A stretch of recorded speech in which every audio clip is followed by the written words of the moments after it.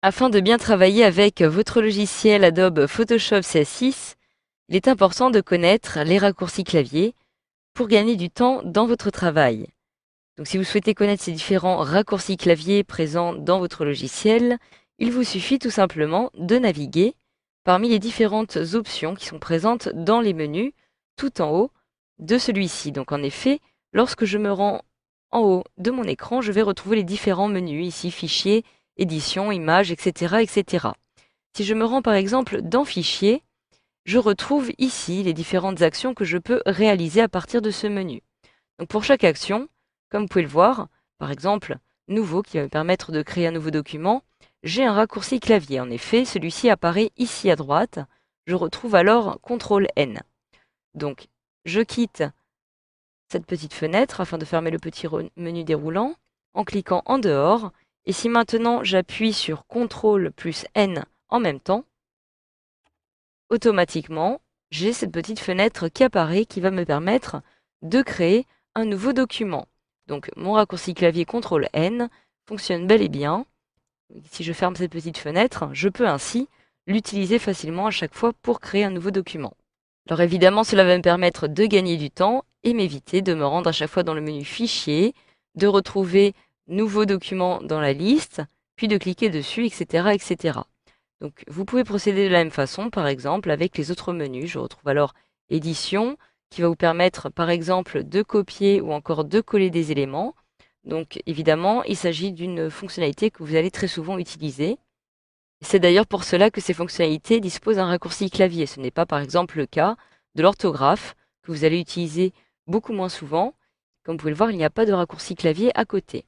Alors vous pouvez aussi utiliser, si vous le souhaitez, votre raccourci clavier pour des filtres. Donc pour toutes les autres options qui apparaissent ici, vous allez pouvoir avoir des raccourcis clavier. Donc si je souhaite par exemple appliquer un filtre, je me rends alors dans Galerie des filtres et j'applique, admettons, justement un filtre de découpage. Je clique alors sur OK pour valider et je viens donc d'appliquer mon filtre directement à cette image. Alors regardez bien, si je me rends à nouveau dans le menu filtre, je retrouve ici Galerie de filtres avec CTRL F. Donc cela ne va pas en fait avoir pour effet de m'ouvrir à nouveau la galerie de filtres, mais tout simplement d'appliquer une fois de plus le filtre que je viens justement d'appliquer à mon image. Donc en effet, si je clique en dehors pour fermer ce petit menu déroulant et que j'appuie sur CTRL F à nouveau, eh bien, comme vous pouvez le voir, je viens donc d'appliquer une fois de plus ce filtre sur mon image. Donc en fait, vous allez pouvoir appliquer à chaque fois le dernier filtre que vous avez utilisé. Alors de la même façon, vous pouvez aussi retrouver certains raccourcis clavier, mais cette fois-ci qui vont vous permettre d'accéder aux différents outils proposés par le logiciel. Donc pour retrouver les différents outils, il vous suffit de vous rendre dans le panneau outils qui se trouve ici sur la gauche. Vous avez tous les outils que vous pouvez utiliser sur vos images et chaque outil correspond justement à un raccourci clavier. Il s'agit en général d'une seule touche.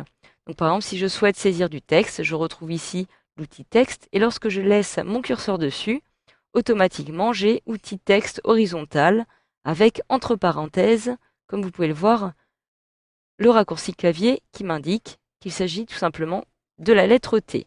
Donc si je me place ici, que j'appuie une fois sur la touche T de mon clavier, automatiquement j'ai mon curseur qui prend l'apparence d'une zone qui va me permettre de saisir du texte. Et donc si je clique une fois dessus, je peux désormais saisir du texte, comme par exemple omotique, comme ceci. Donc voilà, j'annule l'action en cliquant ici. Vous pouvez tout simplement laisser passer votre curseur dessus pour accéder plus rapidement à vos outils. Alors si maintenant ces raccourcis clavier ne vous conviennent pas, ou alors que vous souhaitez en créer de nouveaux, eh bien cela est possible.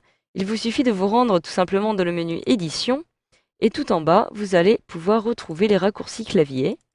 Donc lorsque je me déplace vers le bas, je retrouve ici raccourci clavier, je clique dessus, je vais retrouver pour chaque menu les différents raccourcis clavier qui me sont proposés. Donc si je me rends par exemple dans le menu Fichier, je clique sur la petite flèche pour développer les différentes actions qui me sont proposées et je retrouve alors Nouveau, CTRL N, donc c'est exactement l'action que j'ai réalisée précédemment, qui me permettait de créer un nouveau document.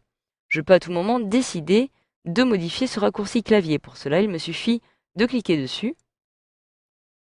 Actuellement, le texte est mis en surbrillance et je peux maintenant saisir, par exemple, d'utiliser un nouveau raccourci clavier qui n'est évidemment pas utilisé ailleurs. Je saisis alors par exemple CTRL plus U avec un accent. Donc j'appuie une fois sur CTRL, je maintiens enfoncé et j'appuie en même temps sur U. J'ai automatiquement le raccourci clavier qui apparaît. Je clique alors sur OK. Et maintenant, si j'appuie à nouveau sur CTRL U, j'ai une petite fenêtre qui s'ouvre me demandant de créer un nouveau document. Donc voilà, grâce à cette formation, vous savez désormais maintenant comment utiliser les raccourcis clavier de votre logiciel Adobe Photoshop CS6.